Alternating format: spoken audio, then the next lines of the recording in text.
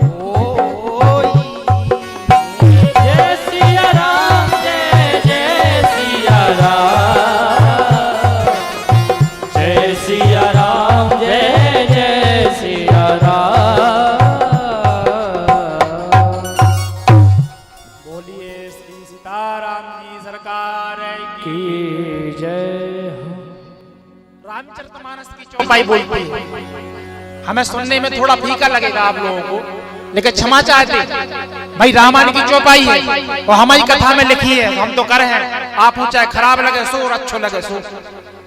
रामचरितमानस की चौपाई कहती है कि पुत्रवती युवती जग सोई। पुत्रवती किसे कहते हैं? पुत्रवती युवती जग सोई और रघुपति भगत, रघुपति भगती और रघुपति भगत जास सुत होई।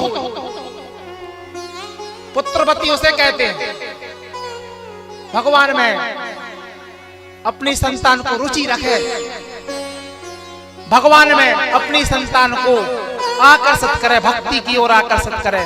कम से कम कछु शिक्षा न दे पाओ तो कम से कम इन 3 बातों की शिक्षा दे दीजिए। कौन कौन सी बातें? प्रातः काल उठ के रघुनाथा, माते पिता गुरु ना वही माथा, कम से कम कछु शिक्षा न दे पाओ तो कम से कम इतनी शिक्षा अपनी संतानों कम से कम दो। इतनी शिक्षा कितनी कि नित्य प्रति बेटा उठ के कम से कम मतारी बाप के पांव पड़ो। इतनी भी नहीं दे पा रहे तो कम से कम इतनी शिक्षा दो कि बेटा अगर पांव भी पड़े में तुम्हें शर्म लग रही दूर हाथ दो ही हाथ जोड़ के कम से कम प्रणाम तो करो मतारी बाप। लेकिन कलयुग की कुदृष्टि को कहा जाए, कहीं कहीं हमने देखा है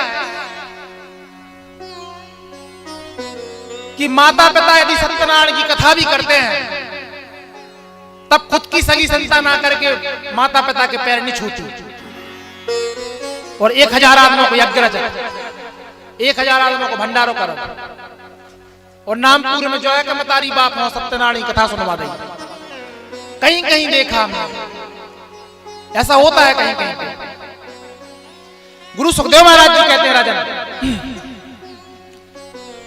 ध्रुव जी महाराज के तपोबल से और जब विष्णु भगवान का सिंहासन हिल उठा, मंत्र का उच्चार करते जा रहे ओम नमो भगवते वासुदेवाय, मंत्र का उच्चार करते हुए जब भगवान का सिंहासन हिल उठा तो भगवान ने जाकर के साक्षात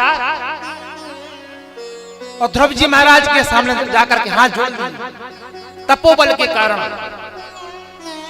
तो तप से भक्त कुछ भी करवा सकता भगवान से और भक्ति से, तप और भक्ति।